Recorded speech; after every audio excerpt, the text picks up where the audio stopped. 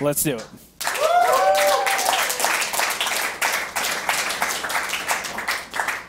We're over here on Frost, Ladder Edition in the bottom right-hand position as the Blue Terran. It's our very own Liquid TaeJa.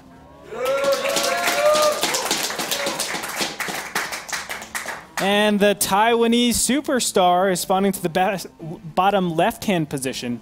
It is the red Zerg, Gamania Sen. Sen is awesome, and I kind of like this map, especially for Terran and in these positions, but you can go into it a little bit. How do you like this map, Frost, Ellie? I'm actually surprised it made it through the veto stages. I think it's another map that's pretty good for Zerg in this matchup, actually. It's pretty wide open. You can pressure the Terran when he tries to take a third base. And it's also pretty easy to defend the natural because the choke's kind of small.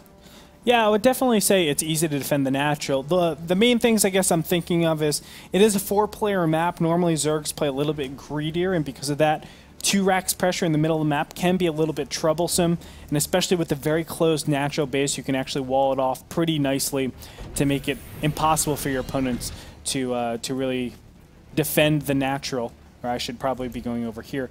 But what's most important is, how does Zerg actually take a 3rd and 4th base? I always feel like it's so difficult to do that. Well, you just do it like you normally do. You spread creep maybe a bit more. You can want to go for the 4-queen opening that you see sometimes instead of that quick link speed with only 2 queens, maybe 3 that Jaedong used, just so you can get the creep out more. Because if you have enough creep spread, it's not that difficult to defend the Hellions. And it's important that you note that because a lot of times, because of the very fast creep that you need to have. I mean, this 3rd base kind of juts out a lot. This 4th base is closer to your opponent. Of course, TaeJa I'm talking about. And a lot of Terran players have been opting to go the 3 barracks before the 3rd command center, just to get that head start on the creep.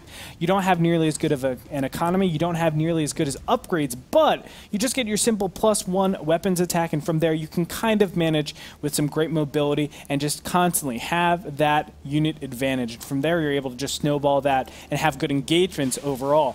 But we'll see. I mean, TaeJa is definitely open to all sorts of things. And maybe we're even reading into it too much. I mean, TaeJa is definitely an opponent that likes to play and change his style a little bit, but overall he stands to the same principles, which is just macro and out multitask my opponent, outdo my opponent with just better mechanics. At this point, just very standard play, and it looks like Sen is listening to you going the 4-queen openings. From here, I mean, what are the big advantages of the 4 queens besides creep spread? I mean, doesn't it put you behind, I guess, economically a little bit with your gas? Well, it actually puts you slightly ahead in economy because you're not mining that gas early. You have a bit higher mineral count, and it does put your link speed behind. But if you're not planning on putting any aggression on, then it doesn't actually matter because you can defend the early Hellions with the extra queens you have. And we'll have to see when he takes the 3rd base, though. There's some different timings you can take it at when you go for this 4-queen build. Sure. Sometimes you see a single gas, sometimes you see double gas. You can go roaches. You can do a lot of things with the 4-queen opening. Gotcha. Important to note, TaeJa did actually scout out that there are no gases being put down, so he knows this is the 4-queen opening. Double gases have been put down. And a 3rd command center going to pop out here. I like the Marine positioning, by the way, just patrolling back and forth. Basically saying to Sen, hey, don't come in here. You're not going to get a verification, and if you do, your Overlord for sure is dead, and you might not even see everything that's going on here. So I do like that. Overlord positioning is definitely one of the hardest things to do on a 4-player map. But from here, I mean, we're going to see very standard play coming out from both players. Sen going to throw down a Roach Warren. Interesting that it's a Roach Warren. Is this just to defend in the early stages? It could be. I think that's probably what he's going to do since he has the pneumatized carapace upgrade on the way now. I don't think he's going to use it for aggression if he's getting that upgrade. But I mean, it'll be interesting to see because you don't need to get roaches out that quickly when you're doing a 4-queen opening like this. Sure. I mean, your queens are normally defending for you, and especially spreading a ton of creep. And there is 4 creep tumors are out and about. Doing a good job. 1 Zergling is going to go down here. Hellions just poking in, seeing as much as he can. But look at this Overlord coverage. I really like this from Sen. you're allowed to see exactly where the Hellions are coming from and even the Hellion count, and so it makes a lot of sense. Overlord speed is now finished, so Sen is going to bolt in here and get a chance to see everything that's going on and basically confirm to himself that, okay, it is just the regular 3rd command center, 2 barracks, and then a double engineering bay. A lot of times if you see 2 E-bays before the 2 racks, you can hit a timing. That's not going to happen over here, as TaeJa is playing very comprehensive in his defense. And Sen is making a couple roaches out for some quick defense against his Hellions, and I think behind this he's just going to fully saturate that 3rd base as quickly as he can. After he scouted that, he knows there's no chance that TaeJa is going to pressure him quickly, so he can just drone as much as he wants, probably to about 70, maybe even a bit higher before he starts making more units. And TaeJa right now, the reason why he's poking in and out, this might seem really weird, like why are you taking unnecessary damage? What he's trying to confirm is if this is an all-in or if this is just pressure. And he hasn't done that just yet, but he has indicators. Seeing the roaches not move from this center, it actually makes it very uncomfortable for TaeJa. And I wouldn't have been surprised if he threw down extra bunkers, but it looks like he did take a read from that and said, okay, it's not going to be an all-in. Roaches would keep going forward, so I don't have to worry about it. Could have been a sick mind game, but that's not going to be the case. Scan goes down over the natural base, sees everything that's going on. Now, do you actually read, if you're Terran, that this is a roach type play, or do you read that this is actually mutiling Baneling? I think he's going to read that it's mutiling Baneling. A lot of the time, Terran's going to scan the natural, maybe once, or the main base to see if there's mutalisks coming pretty soon. And then if you see more roaches coming out of the hatcheries, then you read into it as a roach play. But why would you say this is mutiling Baneling? Like, the roach warner's right there, it's double upgrades. Couldn't it be like that 11, 12, 13-minute timing? Well, usually if he's doing that, you'll see more roaches by now, and you won't see a 4th base either. So I think that's why you think that is a mutiling Baneling, and he has ling speed, which you don't need if you're going for a roach play either. That's very true. Hellions will be taken out here, and Sen has a really good position so far. 4th base being taken, as you're talking about, in the top left-hand position instead of this regular 4th location. Of course, this 4th location is so close to the 3rd. What do you think about TaeJa's 3rd location, by the way? This is really interesting to me. Normally, we see the 3rd being placed over here, where Sen is parking his Overlord and spewing out creep. But why would he get it over here? What are the advantages / disadvantages? I guess the big advantage is that if Sen does take that other 4th base that we were talking about and how close it is because of that, you can kind of push easily from that location against the Zerg 4th. That's not the case though, so it's not going to factor into this game very much, I don't think.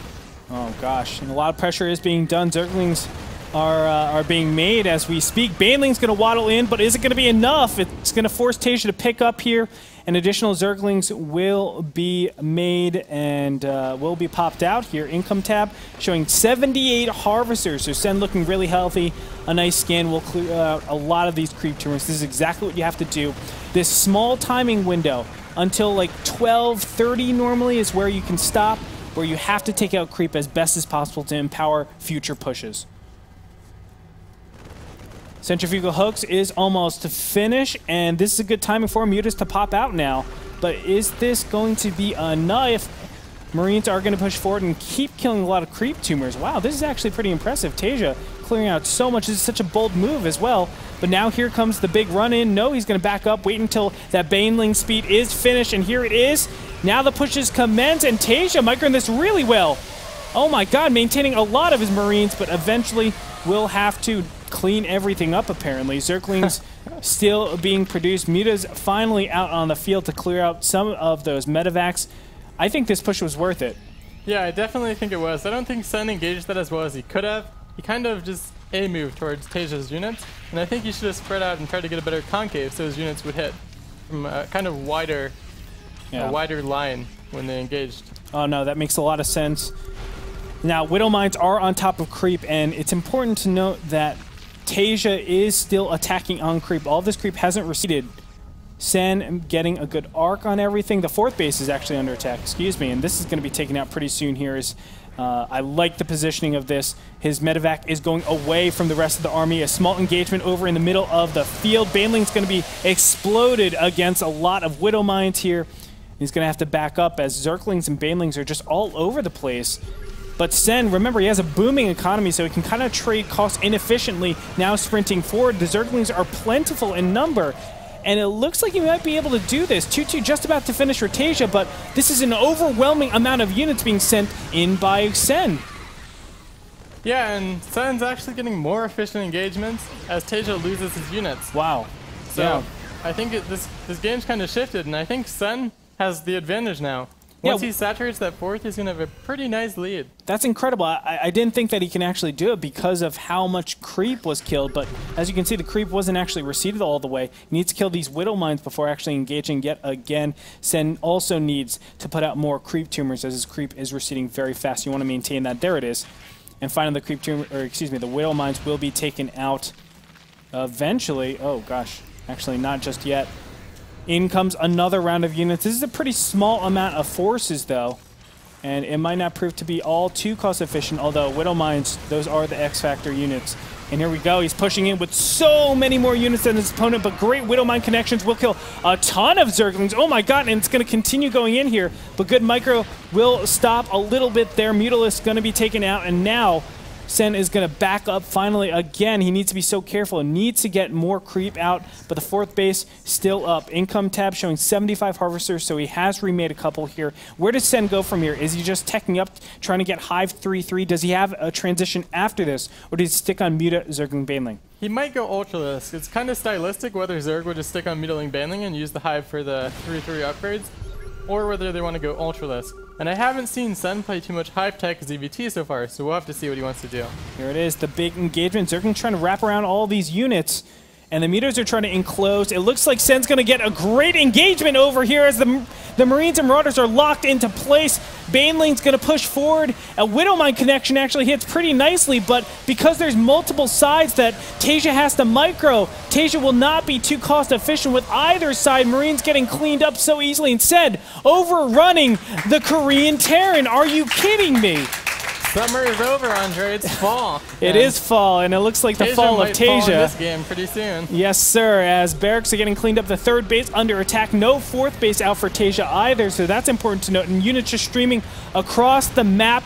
Mutas in pretty good numbers, but this is mostly Zerglings. So it looks like Sen will have to back up from here as reinforcements will stabilize his third base, but at what cost? Income tab, 45 harvesters to 75. The fourth base still very healthy. No extractors on that just yet, but you can see the mineral income really coming into effect over here as Sen just has so many Zerglings. This is almost like a Hyun style where you don't take a lot of gases and really concentrating on just getting so many Zerglings out in the field to overwhelm your opponent at this critical juncture. And also he's sticking on a very low muta count for this entire game. Yes. A lot of Zergs these days go up above 16 mutas, getting even to 30 and up mutas usually, but Sen's sticking on about 10 to 15 mutalists the entire game.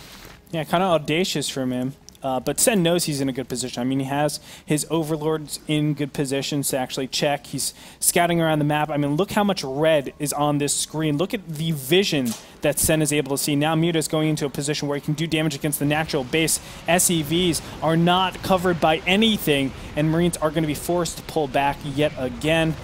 I mean, Sen doing everything right over here. And all of a sudden, I'm almost feeling like Sen is just massively ahead in the series. I think he's actually outplaying his opponent TaeJa. Yeah, I don't think TaeJa, I think the problem that I'm seeing in TaeJa's play here is he's not adapting very well for the map and for these spawn positions. It's so wide open, hurts the Zerg's third base, that he was pushing towards the entire game that he could never get the cost-efficient engagements he wanted. Sure, he traded kind of efficiently, but not as efficiently as he needs to if he's playing this aggressively. Sure. And Ultras are on the way out.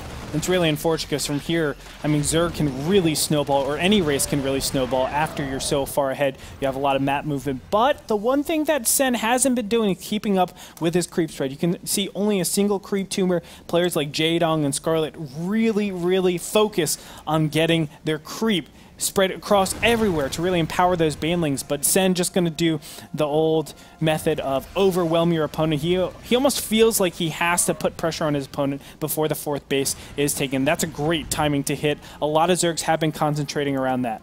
Muta's again flying over, probably going to try to hit the natural. It is still not covered by any sort of units, while banelings go into the third base. Oh, he might be able to get good baneling hits, and he does. Kills a lot of the economy of TaeJa, and now going in for the main engagement. Look at how many Zerglings. He's going to spread everything out. Whoa! Oh. Beautiful Widowmine. And just like that, TaeJa says, I don't think so, Sen. Where is Sen's... wait, how is Sen maxed? He's at 196 supply, 82 Zerglings, and 6 Ultras in production right now. But that's going to come at a very unfortunate time. Look, the Ultras are still a long time away, and TaeJa is already approaching into position. Oh my goodness, this might actually... No, this might overwhelm his opponent. He only has several Marauders, only 3 to 4 Marauders, and there's a lot of Ultras popping out. And yeah, the Ultras are able to just connect directly. Normally you need your Widow Mines to deal with them, but not going to happen this time. One of the medevacs carrying a couple of those Marines are going to go down. 30 additional Zerglings. And look, Ultras are just waiting. Holy moly. Sen is on top of everything. You can see the bank really coming into effect over here for this engagement, just shutting down TaeJa. TaeJa, his economy has dwindled. Income tab 42 to 76, but look at that income, 1,000 to 2,000. Things are just looking better and better for Sen, but he can't be complacent with his attacks. I mean, he probably had the worst engagement he could possibly have to allow TaeJa to come back into the fight. I don't think it's possible for him to have that bad of an engagement again, though, considering the difference in how valuable each player's army is at this point. I think if he A moves like that again, he'll win the fight. I do too. And you can see TaeJa kind of realized that and says, okay, I need to spread out my Widow Mines. I can't really be attacking anymore because my opponent can just crush me so fast. We'll see as he's just going to poke up a little bit here, trying to instigate a fight. Let's see the Zerglings and whether they can get good surrounds or good spreads. Baneling's going to be targeted down. Really nice target fire by those Widow Mines. He's not just doing nothing. He's not just letting it go. Kiting on the Ultralisks, and all of a sudden, it might just be too much going into the natural, going into the 4th base Planetary Fortress, tanking a lot of damage. Marines and Marauders in an okay position, but one single Ultra is able to kill the majority of the bio units. Planetary Fortress, will it go down? And I think it will. The 4th base is going to be crushed. Sen streaming in additional units. The Widow Mines over here at the natural will be able to pick up another Ultralisk. But it doesn't really matter, Ghost User. This is just too far of a lead for Sen. He has his 5th base established. He has his economy still roaring. 158 supply to 67. And now the 3rd base is the next target for Sen. Yeah, and I think we just saw Sen snowball out of control after he won this early game. Oh, yeah.